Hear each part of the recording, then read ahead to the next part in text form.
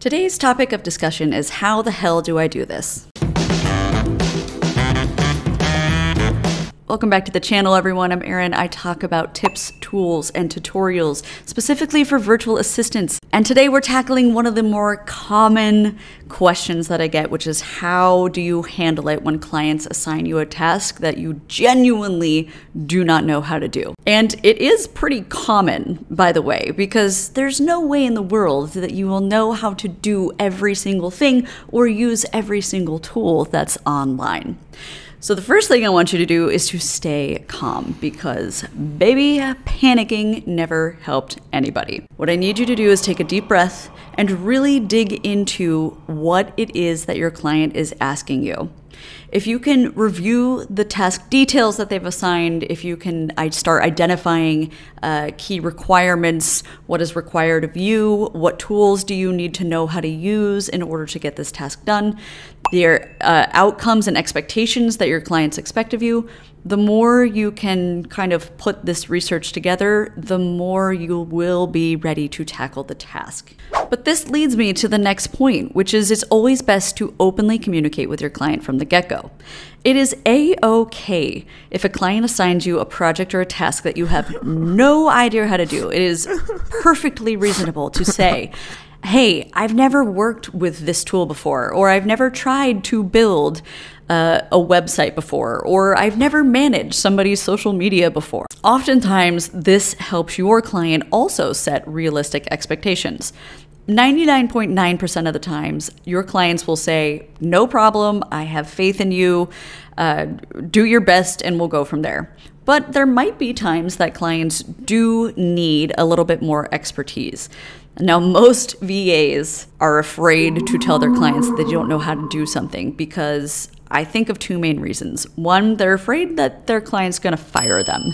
That is not true. If a client likes you and you're doing great work for them consistently, and then they throw something on your plate that is out of your scope of work or totally new to you, they're not going to fire you because you don't know how to do everything on the planet. It also gives you the chance to be willing to learn a new skill.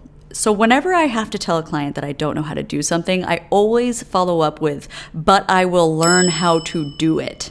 And I think it's that kind of proactivity that makes you a really invaluable virtual assistant, because there is a difference between a VA who just says, I don't know how to do something, sorry, versus the person who says, I don't know how to do something yet. So if you can upskill your services already by taking online courses, by watching free YouTube tutorials, by looking through forums like Reddit, if you can kind of bridge those knowledge gaps, you essentially have just been paid to learn a new skill. And that is a skill that you could then offer to future clients. But I will say this also, if you are given something that is so just out of your league that you're like, there is no way I can do this, consider helping your client outsource.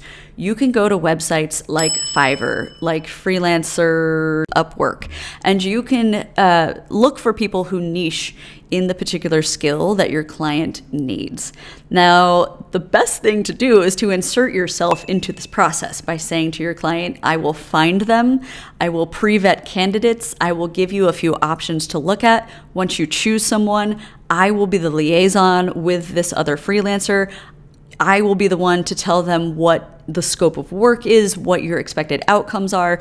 I will be the one to oversee everything and make their payments, etc.